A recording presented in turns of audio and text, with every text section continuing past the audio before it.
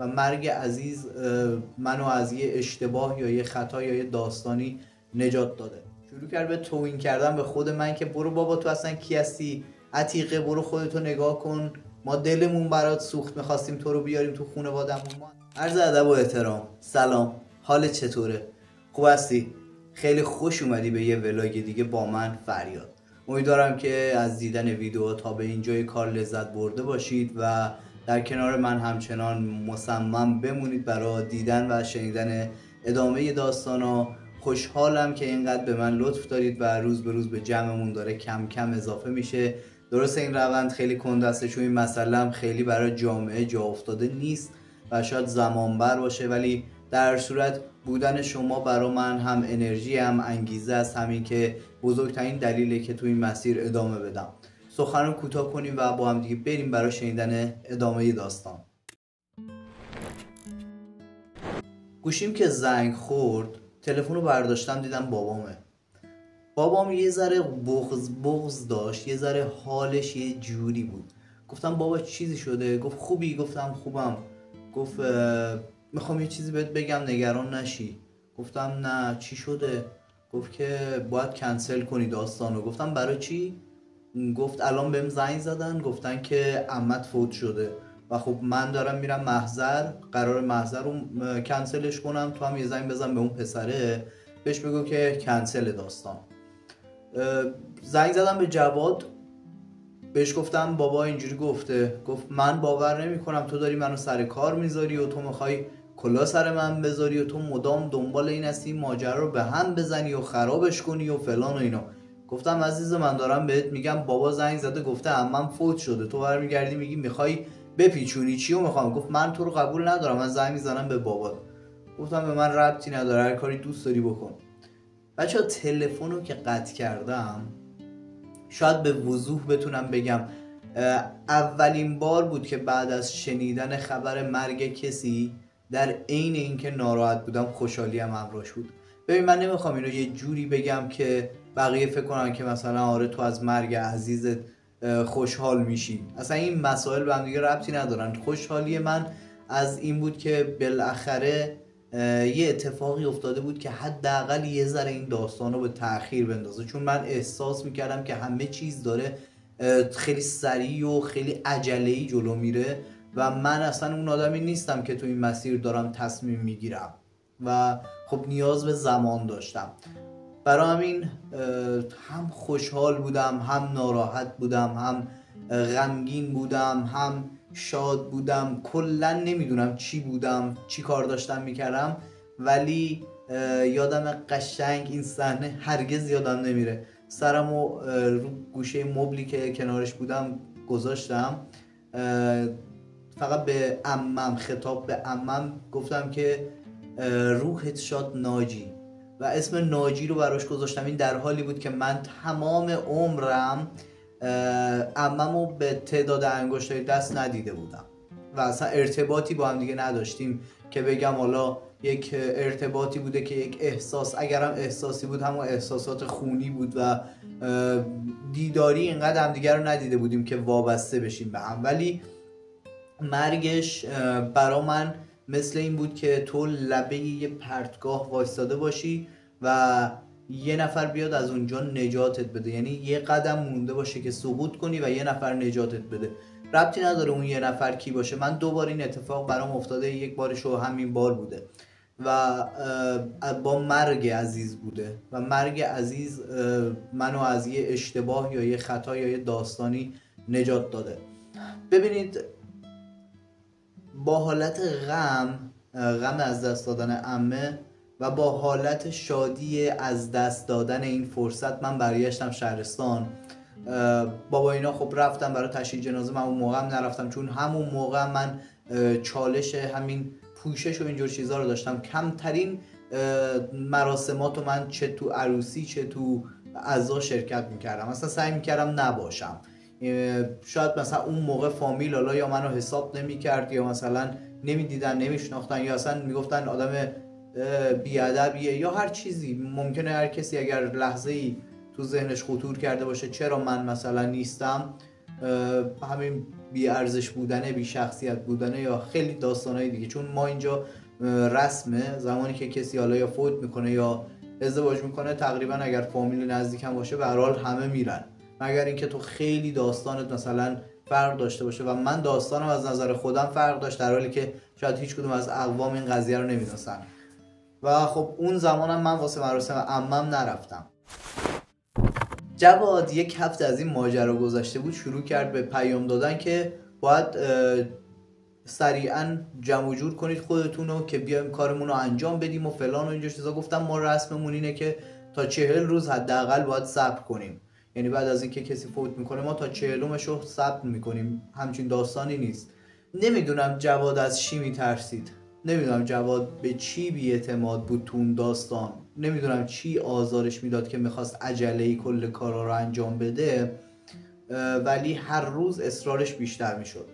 حالا این لابلای داستانایی که جواد داشت به من فشار می آورد و من کلا احساس میکردم که از یه داستانی رها شدم و حالم اونجوری بهتر بود. خواهر من که قبلا هم گفتم با یه پسر ایلامی ازدواج کرده بود، از طرف خانواده اون پسره یه خبرایی بهش رسیده بود که مثلا خانواده این پسر، یعنی خانواده جواد، خیلی آدمای نرمالی نیستن، آدمای دعوایی هستن، اهل کتک زدنن، اهل بی‌آبرویی ان، تو در و همسایه و خیابون و اینجور چیزا دعوایی و فلان و اینجور داستانا. و خب خواهرم وقتی اومد اینو گفت، من اولین کسی بودم که احساس راحتی تو وجودم داشت 100 برابر میشد. مامانم اینا از این ور میگفتن نه اگه اینجوری باشه ما دختر نمیدیم و فلان و اینجور چیزا، ولی من که اصلا تو فاز دیگه ای بودم به این چیزا فکر نمیکردم. من به این فکر میکردم که خدا رو شکر قبل از اینکه من بخوام نبگم، قبل از اینکه من بخوام بگم که من ازدواج نمی کنم، اینا خودشون دارن این چیزا رو میگن. این در حالی بود که منم اون روزا شروع کرده بودم پیش خواهرم اینا میگفتم که جواد گیجه، جواد خنگه، جواد هیچی نمیفهمه، فلانه، اینجوریه اونجوریه، و هی داشتم مثلا تو سرش میزدم که پیش اینا بگم که مثلا این آدمی نیست که برای انتخاب کردن، برای زندگی کردن. یه شخصیتی بود تو فیلم ها، دقیقا الان اون کاراکتر یادم رفته، نمکی. من به جواد میگفتم نمکی، میگفتم جواد نمکیه. نمیدونم نمکی رو یادتون هست یا نه، توی برنامه تلویزیونی بود، میگفتم انگار رفتارش اخلاقش انگار نمکیه. بعد خواهرم اینا میگفتن که اگر تو این چیزا رو در موردش میدونستی برای چی داشتی ازدواج میکردی؟ و خب من اونجا دیگه دهنم بسته میشد، نمیتونستم بگم من به خاطر دوست دخترم داشتم این کارو میکردم، به خاطر رفت و آمد راحت ترم با دوست دخترم دارم این کارو میکنم، این آدمو میارم تو زندگیم.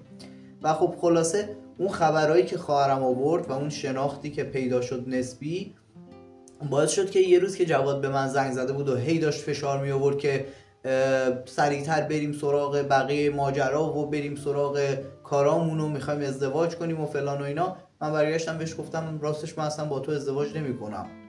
که اون برگشت در جوابم فقط یه لحظه گفت که تو غلط میکنی. گفتم غلط کردی، من نمیخوام ازدواج کنم. بعد گفت برای چی؟ گفتم برای اینکه هر چیزی ازتون میشنویم بده. آقا من اینو بگم، یعنی میگن لعنت بر دهانی که بی موقع باز شد، مثلا من لازم نبود این حرفو بزنم. و اینو که گفتم بعد از شاید مثلا 20 دقیقه خواهر جواد زنگ زد، گیر داده بود به من که باید بگی کی از بد ما گفته، باید بگی که ما بریم در خونه‌شون و دعوا را بندازیم و فلان و اینجور چیزا. گفتم عزیز من نمیگم، فقط اینقدر میگم که من ازدواج نمیکنم. شروع کرد به توهین کردن به خود من که برو بابا تو اصلا کی هستی عتیقه، برو خودتو نگاه کن، ما دلمون برات سوخت، میخواستیم تو رو بیاریم تو خانواده‌مون، ما اصلا ناراضی بودیم. جواد خودش، خاک بر سر جواد که تو رو دوست داشت، خاک بر سر جواد که به خاطر تو پا رو خانواده گذاشت. چند ماه جواد داره با ما میجنگه، ما میگیم این کوره، این نمیبینه، بیچاره. اون هی میگفت، منم میگفتم درست میگی، کاملا درست میگی، کاملا درست میگی. منم روز اول به جواد گفتم من این شکلی ام، من اینم، من اینجوریه. و هی خواهر عصبی تر میشد، توهیناش بیشتر میشد، فوش و فوشکشی و فلان و اینا. از طرف جواد از اون ور آتیش گرفته بود، تهدید میکرد که زندت نمیذارم، آبروتو میبرم، کاری میکنم هیچ کسی تا عمر داری با تو ازدواج نکنه. حالا من اصلا خندم میگرفت به این داستانا، اصلا مقوله ازدواج تو زندگی من همیشه، حتی همون موقع هم یه مقوله اصلا چیز بود، تصور ذهنی در موردش نداشتم، چه با دختر چه با پسر. یعنی تو رویام به بودن با دختر فکر میکردم، به زندگی با دختر فکر میکردم، ولی حقیقتا اصلا آپشنی واسه ازدواج ندارم و نداشتم همون موقع.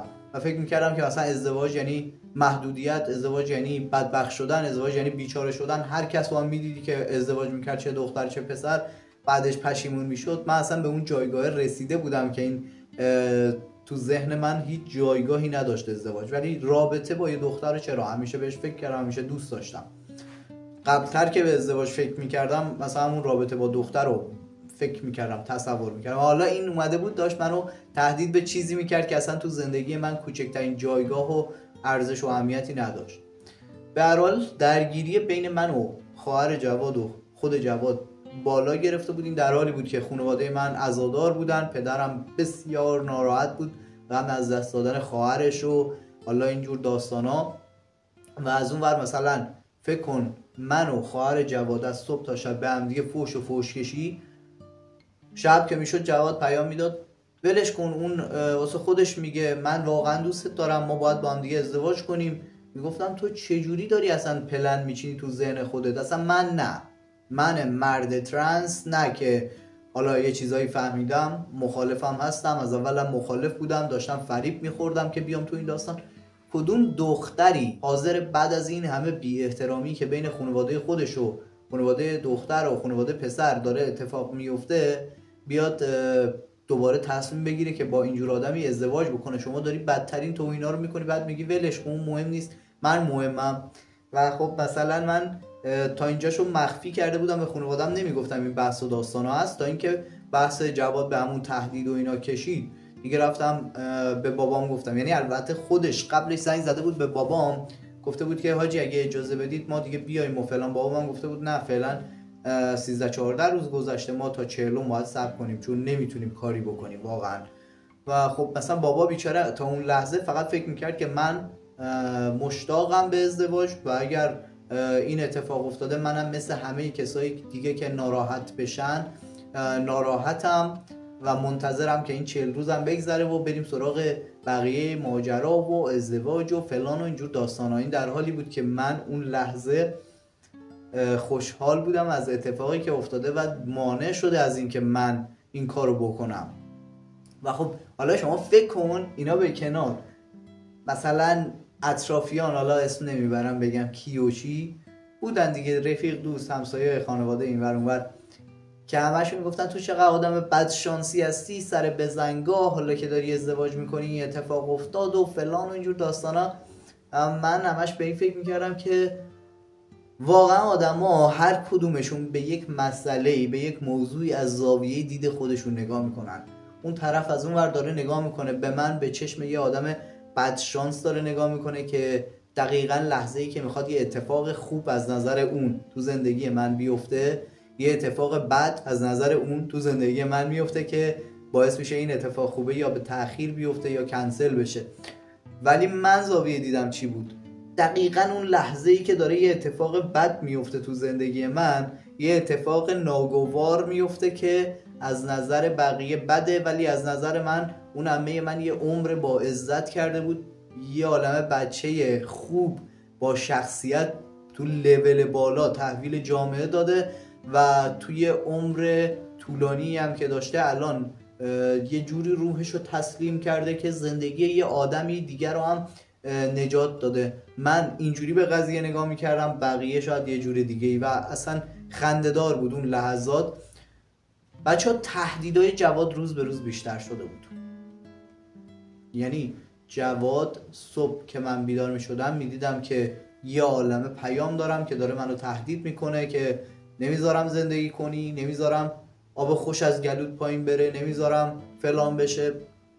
منم که میگم حالا در حد شنیدن و یه پیام فحاشی و این همیشه یه جورایی دکش میکردم دیگه، تا اینکه یه روز واقعا اومده بود بلند شده بود اومده بود تو کوچه‌مون. شما فکر کنید من به این جواب منفی دادم، من و خواهرش درگیریم، هر روز خواهرش یه عالمه توهین و بددهنی واسه من میفرسته که از زندگی خوشی نبینی که داداش منو بدبخت کردی، داداشم عزادار شده، داداشم بیچاره است، آبروی ما رو تو فامیل بردی. ما رفته بودیم به فامیل گفته بودیم که جواد داره زن میگیره، ما گفته بودیم اینجوری اونجوری، و شما فکر کن همه اینا رو عین عقده یا هر روز لیست میگرفت واسه من میفرستاد و رو و روان من را میرفتن. از اون ور جواد مشتاق بود هنوز، التماس، اصرار، بعد اینا رو همراه میکرد با تهدید که منو بترسونه، منو تو رابطه نگه داره. و منی که دیگه اصلا نبودم تو اون کانالا. من فقط میگفتم شوهر خواهر من زمانی که دعا کرده گفته من نذر امام رضا میکنم اگر به صلاح نیست این داستان به هم بخوره و صبح همون روز این داستان به هم میخوره، من نامسلمون هستم، من خوشباور، من توهمی، من هر چی که میخواد اسمش باشه، اون لحظه ایمان دارم به این حرف که قطعا خداوند، کائنات و همون امام رضا، همون داستان اعتقادات، اصلا هیچ کدوم اینا همه به کنار. من کار با باورهای خودم ندارم، چون میدونم الان چندین هزار نفرم هستن آدمایی که اصلا به این چیزا اعتقاد ندارن، بیان سوال بپرسن یعنی تو اعتقاد داری. خوشم نمیاد جواب پس بدم به اینجور مسائل. من فکر میکنم که خداوند برای من نخواست و فکر کن تو اینو متوجه شدی، دم بزنگا خدا داره بهت ارور میده، میگه نکن این کارو، این کار اشتباهه، و تو بیای دوباره اصرار کنی و بخوای بمونی، بخوای ادامه بدی، دیگه اون وقت هر چی سرت اومد خودت بودی، خودت خواستی. بچه جواد که این کار رو کرد، من مجبور شدم به پدرم بگم. به بابام گفتم که این داره این کارا رو میکنه. من جوابم نه و این بابام گفت مطمئن دیگه جوابت نه، نمیخوای ازدواج کنی؟ گفتم اصلا تحت هیچ گونه شرایطی. گفت خیلی خوب، کاریت نباشه، خودم درستش میکنم. بابام رفته بود بهش زنگ زده بود، فکر کنم حالا نمیدونم اومده بود شهر ما، با بابام بیرون رفته بودن، بابام توجیهش کرده بود، نمیدونم داستان چی بود. فقط میدونم که بابام بهش گفته بود ما دیگه به تو دختر نمیدیم. دختر؟ شما فکر کن عجب دختری.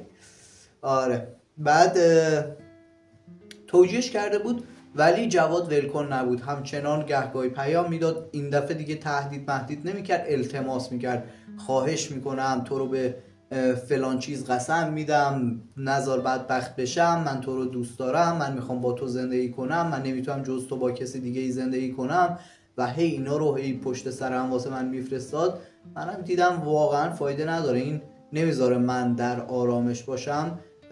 رفتیم با بابام یه دونه سیم کارت دیگه گرفتیم، یعنی من سیم کارتمو سوزوندم، یه سیم کارت تازه خریدم و بعد از اینکه احساس کردم امکان داره دوباره بیاد تو شهر ما، دوباره بیاد تو خونمون، دوباره بیاد اینور اونور، همون روز خواهرم اسما داشت میرفت تهران.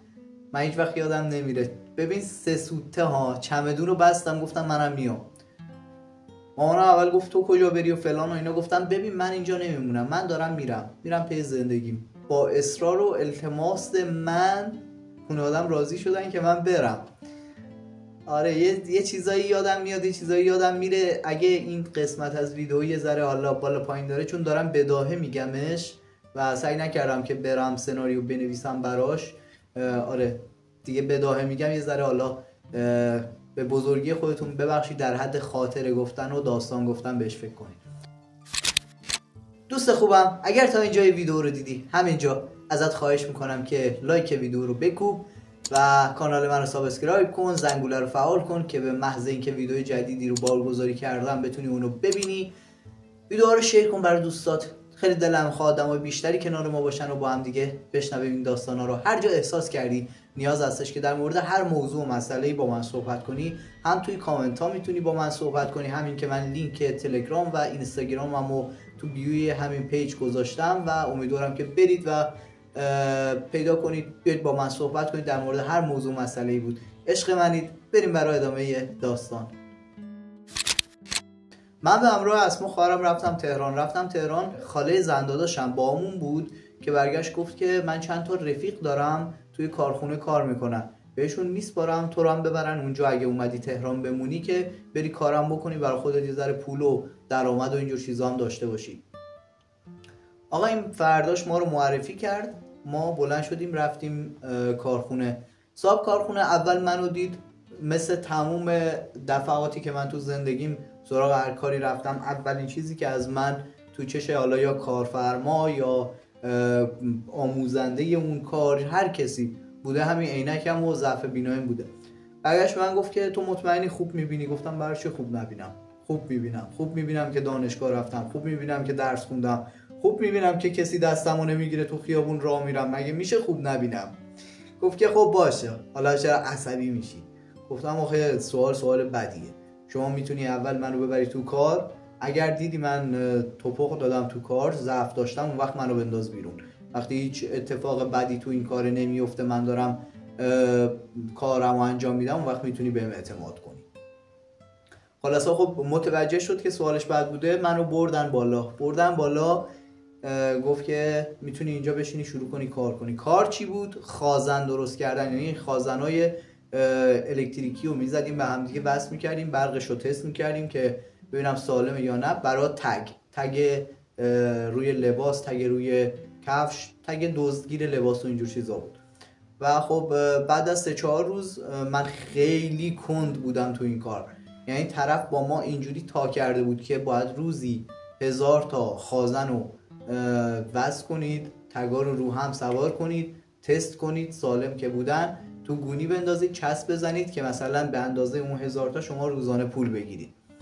و من اینقدر ضعیف بودم تو اون کار، من اصلا آدم کندیم، چه تو نوشتن چه تو کار انجام دادن، هم صبورم و آرومم، هم کندم، یعنی نمیتونم آدم سریع کاریو انجام بدم. میرم یه 2 تا بشقاب بشورم تو آشپزخونه، قشنگ اون 2 تا بشقاب یه رو 20 دقیقه از من زمان میگیره. و فکر کن 1000 تا خازن جلو من انداختن، میگن اینا رو از 8 صبح تا 4 بعد از ظهر باید همه رو تحویل بدید. آقا من استرسی میشدم، میدیدم ساعت 10 شد من هنوز 20 تا، ساعت 11 شد من هنوز 40 تا، ساعت 12 شد من هنوز 100 تا، اینجوری. و استرسی که میشدم، یه سرکارگری داشتیم اونجا، یه خانومی بود که اونم ازدواج کرده بود و بچه و اینا نداشت، تازه ازدواج کرده بود، اومده بودن اونجا کار میکردن. این از من خوشش اومده بود، میومد، نمیدونم چرا و چی شد، اصلا ما زیادم با هم دیگه حرف نزده بودیم. من یه مشکل که نمیشه گفت، من یه سری آدمایی که خاصن تو نظرم، وقتی میبینمشون اینقدر بهشون توجه میکنم که اون آدم خواسته و ناخواسته از بین آدمایی که دور و برش هست متوجه توجه و نگاه من هست. من این دختره رو به محض اینکه دیدمش نسبت به بقیه یه ذره برام جذابیت داشت، خاص‌تر بود، حتی اصلا خوشگلی و اینا نداشت. الان یکی فکر کنه او مثلا پوری بوده، به بدترین شکل ممکن این زشت بود، یعنی به بدترین شکل ممکن این دختره زشت بود، ولی به شیرین ترین حالت ممکن تو دل می نشست. و خب تو دل من نشسته بود. تو همون 3-4 روز اول من خیلی بهش توجه میکردم، مدام. بعد سرکارگرم بود، مجبور بود که بیاد با اون حرف بزنه. بعد میومد به من میگفت تو چرا اینقدر کارت کنده، چرا اینجوری کار میکنی؟ بعد دلش هم نمیومد گزارش منو بده به رئیس کارخونه بگه که مثلا این نمیتونه. میومد با اینکه خودش مثلا 1000 تا کار گرفته بود اون روز، کار خودش رو به 500 تا 600 تا میرسون، میومد شروع میکرد کار منو جمع میکرد، کمک میکرد، سری کار منو میبرد بالا. و همین کاراش باعث شد یه ذره با هم دیگه صمیمی بشیم، ارتباط گرفتیم، یه ذره با هم حرف زدیم. خدا رو شکر از اون ور از فضای شهرستان دور شده بودم، از فضای خانواده دور شده بودم، از فضای ماجرای جواد دور شده بودم. یه چیز اینجا مونده بود برا من، دوست دخترم بود. دوست دختر من خیلی کم رنگ شده بود تو زندگی، یعنی سر ماجرای جواد و سر داستانایی که پیش اومده بود من خودم خیلی ازش دلخور بودم، یعنی مدام بهش میگفتم تو داشتی منو مجبور میکردی که من این کارو بکنم. بعد عصبی میشد، فوش میداد، مگه مجبورت کرده بودم؟ من فقط یه پیشنهاد دادم. بعد من میگفتم که تو اونقدر تو زندگی من تاثیرگذار بودی که من حتی پیشنهاد تو رو بخوام سرلوحه مسیر خودم قرار بدم و بخوام برم سمت اون کار اشتباهی که داشتم انجام میدادم. و خب شما فکر کن ما همینجوری دعوا داشتیم، بحث داشتیم، من و دختره. و این دختره که سرکارگر ما بود گاهی میدید که من دارم با این دعوا میکنم و میومد میگفت که مثلا چی شده، چرا داری با کی داری دعوا میکنی، چه اتفاقی افتاده. بعد منم براش توضیح دادم، گفتم که من شما فکر کن من چقدر اوکی بودم اون موقع که برگشتم اینقدر ریلکس و راحت بهش گفتم من یه دوست دختر دارم. فکر کن مقنعه سرت باشه، مانتو تنت باشه، بعد به اینجوری حرف بزنیم.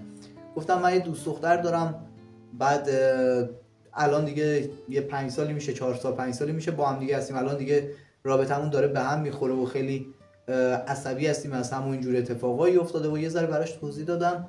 بعد این همینجوری به من نگاه میکرد، نمیدونم این منو میفهمید نمیفهمید، میگفت این چه خلیه، چرا اینجوریه، ولی هیچ واکنشی بهم نشون نمیداد. یعنی مثلا نمیگفت که تو دوست دختر داری، تو آخه چرا تو خودت دختری، مثلا مگه میشه. ببین این بعد از یه مدت که گذشت با شنیدن این چیزایی که از من شنیده بود، اومد اسم منو خیلی همینجوری یهویی اسم منو تو کارخونه گذاشت مراد. اسم قشنگی هم نذاشت، ولی مراد آخه کاری کرد که تمام اون دخترایی که تو کارخونه بودن با اسم مراد منو صدا میزدن. یه روز که من تو سالن نشسته بودم داشتم کارامو انجام میدادم، یه دختری که فکر کنم نزدیک 1-2 هفته بود اومده بود تو کارخونه ما کار میکرد، اومد کنار من نشست. بعد چند دقیقه با هم دیگه حرف زدن و شوخی کردن و اینجور چیزا، گفت یه سوال ازت بپرسم. گفتم جانم. گفت تو ترنسی؟ بعد من ندونستم چی پرسید، گفتم آره. گفت حدس میزدم، مامان من روانپزشکه. بعد اینو که گفت روانپزشکه، گفتم حتما یه بیماری مریضی چیزیه. گفتم نه من نیستم. گفت تو ترنس نیستی یعنی؟ گفتم نه. بعد گفت آها. یه لحظه احساس کردم حرکاتت، مدل راه رفتنت، حرف زدنت، اخلاقت، رفتارت، گفتم شاید ترنس باشی. گفتم نه من نیستم. ببینین من یه سوال الان از خودم دارم، هنوزم من این خصلت بدو دارم. یکی یه چیزی میگه که من نمیدونم چیه، به جای اینکه بپرسم چی هست اصلا، یا نمیگم یا آره میگم. بابا دیوانه، بپرس چیه این قضیه چیه. من اگر اون روز از خودم، از غروری که داشتم، از احساس کمبودی که شاید ممکنه اگه طرف من بگم فلان نمیدونم احساس میکنه که من آدم دهاتی هستم، احساس میکنه که من آدم ندانی هستم، ناآگاهی هستم، اگر این احساسای بد بهم دست نمیداد، پا رو اون خود ناآگاه هم میذاشتم و یک کلمه پرسیدم ترنس چی هست، شاید مسیر زندگی من سال 96 تغییر میکرد. و من این کارو نکردم. هیچ که از اون نپرسیدم ترنس چیه. حتی سعی کردم که اصلا از این بحث بیام بیرون، فراری بدم خودم و از اون مهلکه‌ای که احساس میکردم این میخواد به من یه عیب و آری چیزی بچسبونه، احساس میکردم که قراره یه چیز بدی رو بهم بگه. و خب فرار کردم اون لحظه از شنیدن این واژه، از این که حتی از سوال پرسیدنش که چی هستش. و گذشت تا اینکه من به روابطم تو اون کارخونه ادامه میدادم، هر روز احساسات عجیب غریب خودم رو به همه نشون میدادم و این دختره هم مدام میومد میگفت که ولی من فکر میکنم تو یه چیزیت هست. میگفتم چی مثلا؟ میگفت چه میدونم، همه بهت میگن پسر، تو هم بدت نمیاد که هیچ، خوشت میاد، لذت هم میبری، چرا باید اینجوری باشه؟ بعد من میگفتم که خب دوست دارم بهم بگم پسر، همین. میگفت همین. میگفتم همین. میگفت بعد احساسی چیزی؟ میگفتم نه فقط دوست دارم بهم بگم پسر. بعد خودم میدونستم که میتونم سوال بپرسم ولی شاید اون لحظه از چیزی که میترسیدم و نمیخواستم دوباره تکرار بشه این بود که یا با کسی برم تو رابطه یا اطرافیان بفهمن، آبروم ببرن، بعد صاحب کارخونه منو از اونجا بندازه بیرون. و من به خاطر حفظ موقعیتم اونجا حتی به خودم اجازه نمیدادم که وقتی این دختره این همه اصرار میکنه که تو ترنس هستی یا نه، تو چرا بهت میگن پسر، خوشت میاد، تو اینجور احساسایی رو داری یا نه، همش بهش بگم نه. من همه رو انکار میکردم و سعی میکردم که همونجوری روزامو بگذرونم تا اینکه بالاخره